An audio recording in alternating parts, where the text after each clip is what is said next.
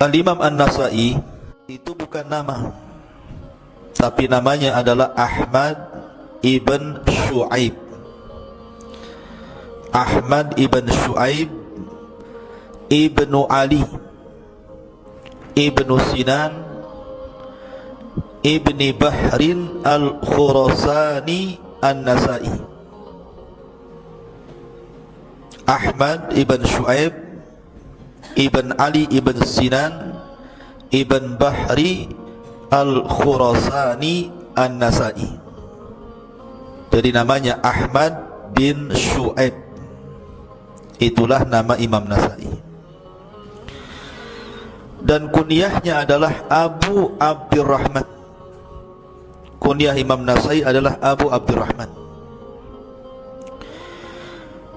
Dan dia seorang dari imam-imam hadis dunia. Adapun kenapa kemudian disebut An-Nasa'i, kenapa dia disebut Imam Nasa'i? Ada yang mengatakan Nasa'i itu adalah sebuah daerah namanya Nasa. Di mana Nasa? Sebuah daerah yang terletak di tengah-tengah Iran dan Afghanistan. Di situ ada daerah namanya Nasa. Lah Imam Nasa'i lahir di situ. Makanya disebut Imam An-Nasa'i. Ada yang mengatakan An-Nasa'i itu diambil dari kata-kata An-Nisa, perempuan. Karena ketika daerah itu mau diserang, maka laki-lakinya pada kabur, tinggal perempuan saja. Maka orang-orang pun mengatakan tidak ada laki-laki, haula'in nisa, mereka adalah wanita, tidak boleh kita bunuh. Sehingga kemudian penisbatan Nisa menjadi Nasa'i karena sebab itu. Ma'asyiral muslimin, santri ikhwan dan akhwat yang dimuliakan Allah Subhanahu wa taala. Imam Nasa'i ini lahir pada tahun 215 Hijriah. 215 Hijriah lahir dan wafat pada tahun 303 Hijriah. Cukup panjang usianya, 80 tahun lebih.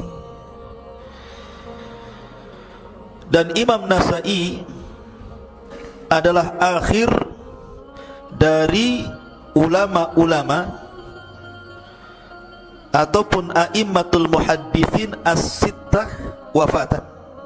Jadi ulama yang akhir wafat dari para ulama yang 6. Kemarin kita sudah sebutkan, kalau ada istilah akhrajahu sittah, dikeluarkan imam yang 6, maknanya Abi Dawud, Tirmidzi, Nasa'i, Ibnu Majah, Bukhari dan Muslim. Dari 6 ulama ini yang terakhir meninggal adalah Imam Nasa'i. Dia imam yang terakhir meninggal dari a'immatus sittah ini. Dan Imam Nasa'i ini adalah ulama yang paling banyak rihlah dibandingkan ulama-ulama hadis lainnya. Jadi ulama yang paling banyak safar untuk talabul ilmi ini Imam Nasa'i, dibandingkan Abi Dawud, Ibni Majah, Muslim, Bukhari dan ulama-ulama hadis lainnya. Paling banyak safarnya, paling banyak rihlahnya. Sampai-sampai Al-Hafidh Ibnu Hajar rahimahullahu ta'ala mengatakan bahwa guru-guru yang ditemui Imam Nasa'i itu jumlahnya tidak bisa dihitung, saking banyaknya. Karena Imam Nasa'i ini rajin safar ke beberapa daerah dan negara untuk talabatul ilmi. Lah Imam Nasa'i sendiri, beliau adalah orang yang paling tinggi secara isnad hadisnya di zamannya. Jadi dia orang yang paling tinggi isnadnya dalam masalah hadis yang sampai kepada Rasul, sehingga ketika itu banyak manusia dari penjuru dunia berguru kepada Imam Nasa'i. Memang Imam Nasa'i ulama dunia, ulama yang luar biasa. sebagaimana para ulama yang lainnya, Imam Nasai itu sejak kecil ikhwan sudah dicintakan dengan ilmu, terutama ilmu Al-Quran dan juga ilmu hadis Nabi SAW. Karena nanti Imam Nasai setelah dia jadi ulama besar mengumpulkan dua ilmu ini. Dia pakar di bidang Al-Quran sampai banyak karyanya, sampai punya karya tafsir dan qiraah.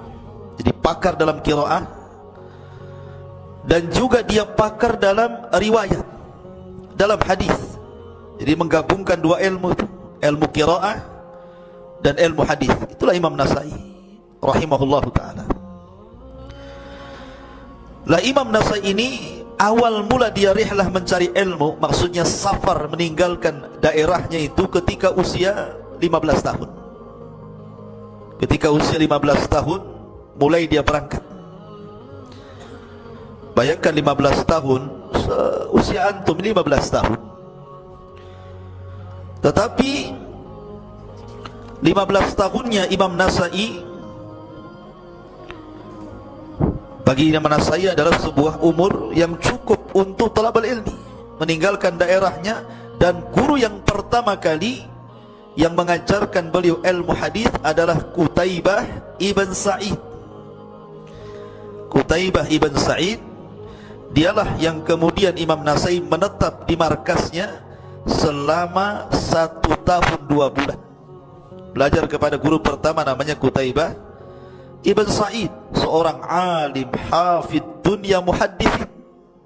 Salah satu muhaddisin Qutaibah ibn Sa'id. Guru Imam Nasai ini banyak, seperti Imam Bukhari itu gurunya, kemudian Imam Muslim itu juga gurunya Imam Nasai, kemudian Abu Isa At-Tirmidzi atau dikenal dengan Imam Tirmidzi itu juga gurunya Imam Nasai, kemudian Imam Abi Dawud yang kemarin sudah kita jelaskan, Abi Dawud As-Sijistani, bukan Abi Dawud At-Tayalisi, itu muridnya juga apa? Gurunya Imam Nasai. Termasuk juga Muhammad ibn Nasr Al-Marwazi, kemudian Muhammad ibn Ghailan, dan guru yang mempengaruhi sangat banyak adalah Ishaq ibn Rahawayh, seorang pakar mazhab Syafi'i. Itulah guru-guru besarnya, dan banyak lagi. Sekali lagi kata Ibnu Hajar, saking banyaknya gurunya Imam Nasai sampai tidak bisa menghitung berapa jumlahnya. Karena sekali lagi dia ulama yang paling banyak safar dibandingkan ulama hadis lainnya, Imam Nasai ini. Adapun syakhsiahnya, kepribadian Imam Nasai, dan begitulah ikhwan, antum harus melihat bagaimana Imam Nasai masih muda sudah mau talabul ilmi. Di usia antum loh Imam Nasai itu talabul ilmi.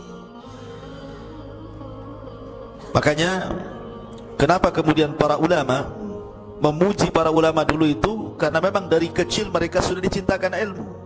Ada seorang penyair Arab mengatakan apa? Wa man fata ta'lima waqta syababi kabbir alaihi arba'atan liwafati. Jadi barang siapa yang luput belajar di masa mudanya, bertakbirlah 4 kali karena wafatnya. Orang itu sudah wafat berarti. Makanya Nabi SAW memberikan ganjaran untuk usia-usia antum ini, sab'atun yudhilluhumullahu fi dhillihi yawma la dhilla illa dhillu. Salah satunya adalah syabun nasha'a fi ibadatillah. Satu di antara 7 kelompok yang akan mendapatkan payung di saat yang tidak ada payung kecuali payung Allah. Salah satunya anak muda yang tumbuh beribadah kepada Allah, menuntut ilmu. Alhamdulillah antum di sini masih muda, sudah mau belajar agama. Baik, kepribadian Imam Nasai ini. Imam Nasai ini setelah dia rihlah ke beberapa negara, dia rihlah ke Hijaz. Hijaz itu Mekah dan Madinah.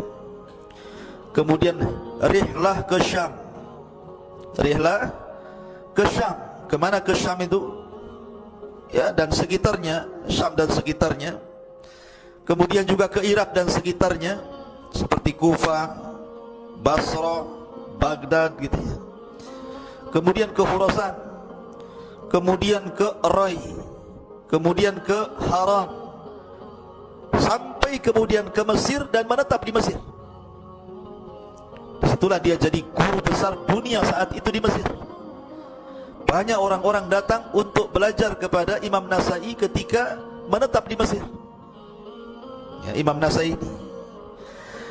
Lah disitulah Imam Nasai kemudian menikah dan memiliki 4 istri, kemudian 2 dari kalangan amah, dari kalangan budak. Tetapi walaupun istrinya 4, kemudian budaknya 2, bukan berarti kemudian lemah dalam ibadah. Justru Imam Nasai orang yang paling dicintakan ilmu dan juga terkenal ibadahnya. Jadi Imam Nasai itu setiap hari beribadah. Siangnya dia puasa Daud, 1 hari puasa, 1 hari tidak, sampai wafat. Kemudian malamnya Qiyamul Lail tidak berhenti. Dan dia memiliki suara Al-Quran yang luar biasa, yang sangat merdu sekali Imam Nasai itu kalau baca Quran. Karena dia dipakarkan juga dalam ilmu qiraah. Dan Imam Nasai juga orangnya menghabiskan waktunya untuk haji dan jihad. Nanti saya akan sebutkan dia meninggal mati syahid. Dan memiliki wajah yang tampan. Dan Imam Nasai akidahnya sama dengan kita, akidah ahli sunnah wal jamaah. Ma'asyiral muslimin yang dimuliakan Allah subhanahu wa ta'ala. Baik, bagaimana pujian para ulama terhadap Imam Nasai rahimahullahu ta'ala? Berkata Imam Daruqutni, Imam Daruqutni sahibul ilal. Nanti kita akan sebutkan biografi Imam Daruqutni, luar biasa ikhwan. Dia bisa menghafal jutaan hadis di kepalanya, Daruqutni. Kata Daruqutni, Abu Abdurrahman An-Nasai muqaddamun ala kulli man yudhkar bihadal ilmi min ahli asri. Abu Abdurrahman Imam Nasai itu adalah orang terdepan, orang yang paling utama dan terdepan atas setiap orang yang disebutkan tentang kepakaran ilmu dalam bab hadis. Maka dialah orang yang pertama kali, yang paling terdepan di zamannya karena kepakarannya. Bahkan Abu Bakar Ibnul Haddad, Abu Bakar Ibn Haddad Al-Faqih, dia sampai tidak mau safar untuk mencari hadis ke beberapa negara. Dia cukup bermulazamah dengan Imam Nasai saja. Abu Bakar Ibn Haddad, dia tidak tertarik untuk safar ke negeri-negeri seperti ulama hadis yang lainnya. Karena dia seorang muhaddits, hafidz juga, Abu Bakar Al-Haddad ini. Tetapi dia tahu bagaimana Imam Nasai itu kecerdasannya dan ilmunya. Makanya dia tidak safar ke sana kemari, bermulazamah saja dengan Imam Nasai. Sampai dia mengatakan, raditu bin Nasai hujjatan baini wa bainallahi azza wa jalla. Aku redha dengan Imam Nasai walaupun aku tidak belajar ke sana kemari, hanya belajar dengan beliau. Aku redha dengan Nasai sebagai hujjah antara diriku dan Allah subhanahu wa ta'ala. Ma'asyiral muslimin yang dimuliakan Allah azza wa jalla. Kemudian juga Imam Tahawi mengatakan, Abu Abdurrahman An-Nasai imamun min a'immatil muslimin. Abu Abdurrahman An-Nasai adalah imam dari imam-imamnya kaum muslimin. Kemudian juga berkata ulama yang lainnya, Al-Imam Ibnu Athir, Imam Ibnu Athir, dia mengatakan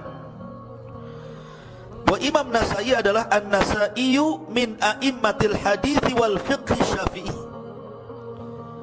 Sesungguhnya Imam Nasai itu, kata Imam Ibnu Athir dalam Jami'ul Usul, adalah dari ulama-ulama hadis dan juga orang yang paling membidangi fikih syafi'i. Itulah ulama ahli sunnah wal jamaah, Al-Imam Abi Abdurrahman Ahmad ibn Shu'aib, atau dikenal dengan Al-Imam An-Nasai rahimahullahu ta'ala. Taib, sekali lagi saya ulangi bahwa Imam Nasai mengumpulkan 2 ilmu ya. Itulah kelebihan Imam Nasai dibandingkan ulama yang lainnya. dibandingkan Abi Dawud, Tirmidzi, Bukhari, Muslim gitu ya. Kalau mereka itu kan membidangi satu ilmu saja, ilmu hadis. Tapi Imam Nasai dua, satu ilmu qiraah dan yang kedua ilmu di bidang hadis dan ilalnya. Kemudian ikhwatu fillah muliakan Allah Azza wa Jalla, Imam Nasai rahimahullahu taala tadi sudah disebutkan di antara guru-gurunya Qutaibah ibn Sa'id, Bukhari, Muslim, Abu Isa Tirmidzi, Abi Dawud, Muhammad ibn Nasir al-Marwazi. Dia pun punya murid-murid yang luar biasa. Di antara muridnya adalah Imam At-Tabrani. Imam At-Tabrani, imam yang sangat luar biasa. Imam Tabrani ma'ruf, rawahu Tabrani. Sampai-sampai ada kisah Imam Tabrani ini ikhwan berdebat dengan Abu Bakar Al-Ji'abi.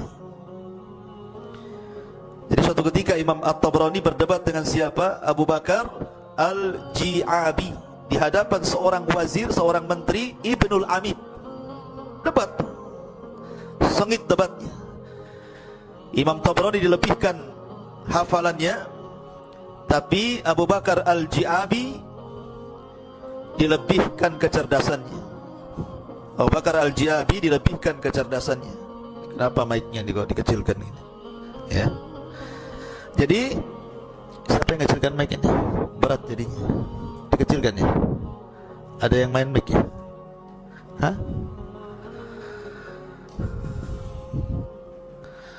Makin jauh suaranya. Baik.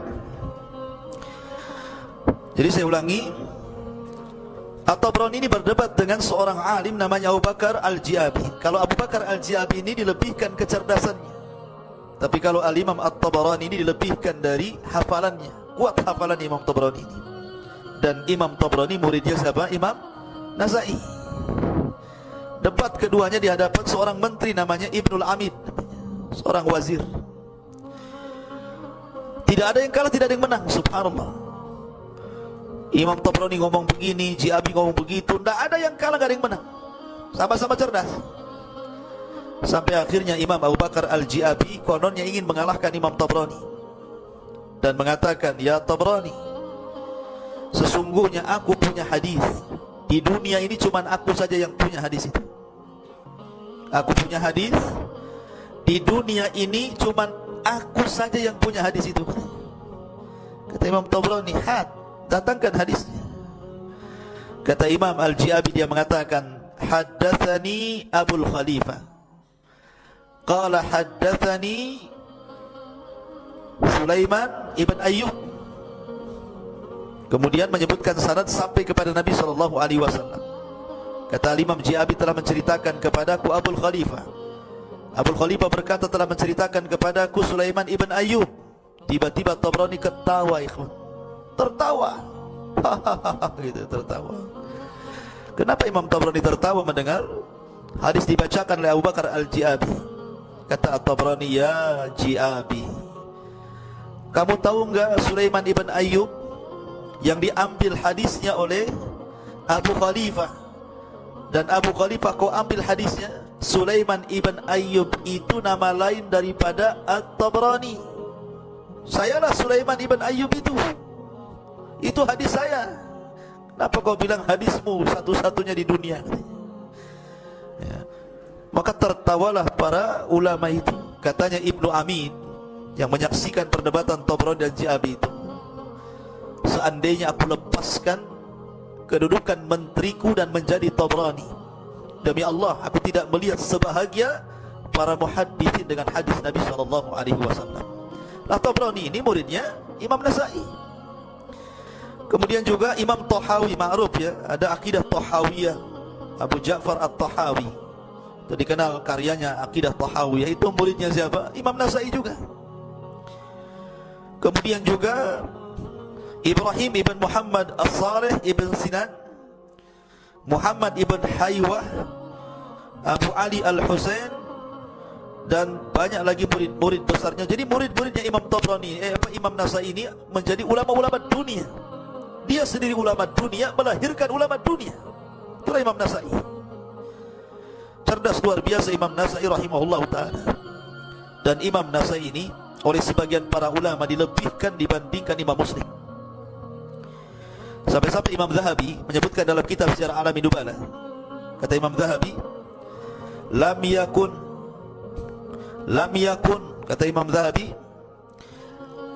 fi ra'si 300 ahfad minan Nasa'i wa huwa ahdaq fi hadithihi wa ilalihi wa rijalihi min Muslim wa Abi Dawud wa Tirmidzi wa huwa yajri majral Bukhari wa Abi Zur'ata fi ilmi ilalil hadith. Kata Imam Az-Zahabi, dia mengatakan, tidak ada di dunia ini dari kurun setelah 300 yang lebih hafal, yang kuat hafalannya dibandingkan Imam Nasai. Dia lebih teliti dalam hadis, dalam penyakit-penyakit hadis, dalam rijal jalan-jalan hadis dibandingkan Muslim, dibandingkan Abi Dawud dan dibandingkan Tirmidzi. Karena dia mengikuti teori atau metode yang dipakai Imam Bukhari dan juga yang dipakai Abi Zur'ah pada ilmi ilal hadis. Jadi pujian kepada Imam Nasai ini luar biasa dari Al-Hafidh Al-Zahabi ini. Jadi dalam bab ini dia lebih unggul dibandingkan Muslim, karena dia mengikuti caranya Bukhari dan Abi Zur'ah katanya. Karena Imam Nasai ini ketat ketika menyaring sebuah hadis Nabi sallallahu alaihi wasallam. Taib. Ada beberapa fitnah yang terjadi kepada Imam Nasai. Fitnahnya adalah Imam Nasai ini, ikhwatu fiddin, muliakan Allah subhanahu wa ta'ala, difitnah sebagai orang Syiah, padahal dia bukan orang Syiah. Dan saya sudah jelaskan kepada antum sejarah Syiah. Gara-garanya Imam Nasai ini mengarang satu buku namanya Khasa'isu Ali radhiyallahu anhu. Jadi suatu ketika Imam Nasai di antara satu karyanya adalah mengarang kitab tentang kekhususan dan keutamaan Ali radhiyallahu anhu. Dan ketika itu ikhwan, ada dua daerah yang berseberangan antara kubu Kufah dan kubu Basrah. Kalau orang-orang Kufah, mereka itu sangat hulu kepada Ali radhiyallahu anhu, memuja dan memuji Ali luar biasa. Sementara orang-orang Basrah terbalik, mereka membenci Ali dan mengkultuskan Muawiyah bin Abi Sufyan. Lah ketika itu Imam Nasai melihat orang-orang Damaskus, orang-orang Syam melampau dalam memuji Muawiyah radhiyallahu an dan membenci Ali radhiyallahu an. Dia ingin menyadarkan mereka bahwa tidak boleh membenci seorang sahabat Nabi sallallahu alaihi wasallam, apalagi Ali bin Abi Thalib. Maka di karyanya sebuah buku yang berjudul Khasa'isu Ali, kekhususan dan keutamaan Ali radhiyallahu an. Kemudian setelah dicatat, dikarang, dibawalah ke Syam, dibawalah ke Basrah, ke Damaskus, kemudian dibacakan. Di dalam kitab ini terkandung 200 hadis Nabi SAW yang menceritakan tentang keutamaan Ali, walaupun sebagiannya sahih dan sebagian lemah, tetapi kebanyakan riwayat tentang keutamaan Ali itu semua sahih. Marahlah orang-orang yang fanatik dengan Muawiyah ini. Marah dia, didatangi Imam Nasai itu. Kemudian dia mengatakan, ya Nasai, kau sudah mengarang kitab tentang keutamaan Ali, sekarang kau karang keutamaan Muawiyah. Kata Imam Nasai rahimahullah ta'ala, apa yang harus aku karang? Nabi SAW yang aku dengar atau yang aku baca dari hadis-hadisnya hanya mengatakan kepada Muawiyah bin Abi Sufyan itu adalah la asba'allahu la asba'akallahu abada, semoga Allah tidak mengenyangkan perutmu selamanya. Apa yang harus aku tulis? Karena ketika Rasulullah SAW suatu ketika memanggil Muawiyah, ya Muawiyah, Muawiyah ketika itu lagi makan. Dipanggil lagi, ya Muawiyah, masih makan juga. Dipanggil 3 kali, ya Muawiyah, masih makan juga. Baru menghadap Rasul. Kata Rasul, kenapa kau dipanggil tidak mau datang wahai Muawiyah? Sambil bercanda Rasul. Kata Muawiyah, saya tadi makan wahai Rasul. Apa kata Rasul? La ashbakallahu abada, semoga Allah tidak mengenyangkan perutmu. Sejak itu doa Nabi SAW menjadi sebuah kenyataan. Muawiyah itu setelah tua tidak bisa bangkit karena gemuk orangnya. Kalau makan gak pernah lapar, gak pernah kenyang, lapar aja, makan aja. Sampai ketika diceritakan khutbah Jumat tidak bisa berdiri saking besarnya badan Muawiyah bin Abi Sufyan itu, karena banyak makan. Karena Rasul yang mendoakan semoga Allah tidak mengenyangkan perutmu. Kata Imam Nasai, apa hadis ini yang akan saya cantumkan? Seolah-olah Imam Nasai mengatakan tidak mungkin saya samakan Muawiyah dengan Ali. Hadis-hadis tentang keutamaan Ali itu banyak, dan secara keutamaan Ali jauh lebih mulia dibandingkan Muawiyah. Tapi walaupun demikian, ma'asyiral muslimin yang dimuliakan Allah Azza wa Jalla, Imam Nasai tidak pernah mencela Muawiyah bin Abi Sufyan. Imam Nasai tidak pernah mencela Muawiyah bin Abi Sufyan, bahkan membelanya. Sampai ketika dia ditanya tentang pendapat dia tentang sahabat Rasul, lihat perkataan Imam Nasai.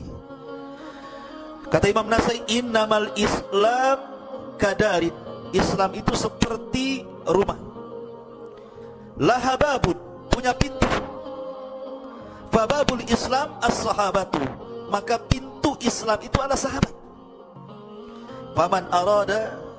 Faman adza sahabata innama arada al-Islam, maka barang siapa yang menyakiti sahabat, hakikatnya dia telah menyakiti Islam. Kaman naqaral bab innama yuridu dukhulal bab, sebagaimana orang yang mengetuk pintu, hakikatnya dia ingin masuk ke dalam pintu itu. Faman arada Muawiyata fa innama arada sahabah, maka siapapun yang membidik Muawiyah dan mencelanya, hakikatnya dia telah mencela sahabat. Artinya Muawiyah tidak dicela oleh Imam Nasai. Maka tidak benar kalau seandainya Imam Nasai dikatakan Syiah gara-gara mengarang Khasaisu Ali. Masalahnya ketika Imam Nasai mengatakan seperti itu kepada orang-orang yang fanatik dengan Muawiyah, marah orang-orang jahil Damaskus ini. Akhirnya Imam Nasai pun dipukuli. Sebab dipukuli kemudian dilukai itulah Imam Nasai meninggal dunia. Imam Nasai meninggal dunia karena dipukuli. Ketika itu dia minta agar ketika masih sakit ingin dia bawa ke Mekah. Maka kawan-kawannya membawa Imam Nasai di Mekah. Sehingga para ulama khilaf di mana kuburan Imam Nasai. Ada yang mengatakan di Mekah, ada yang mengatakan di Palestina. Imam Nasai mati syahid. Dia bukan seorang Syiah, dia ahli sunnah wal jamaah. Bahkan ketika Imam Ibnu Mubarak mengatakan bahwa siapa yang mengatakan Al-Quran makhluk dia kafir, kata Imam Nasai, aku berpendapat seperti perkataan Ibnu Mubarak. Ya. Artinya akidahnya adalah ahli sunnah wal jamaah. Tapi itu diantara sedikit biografi Imam Nasai rahimahullahu ta'ala. Kita masuk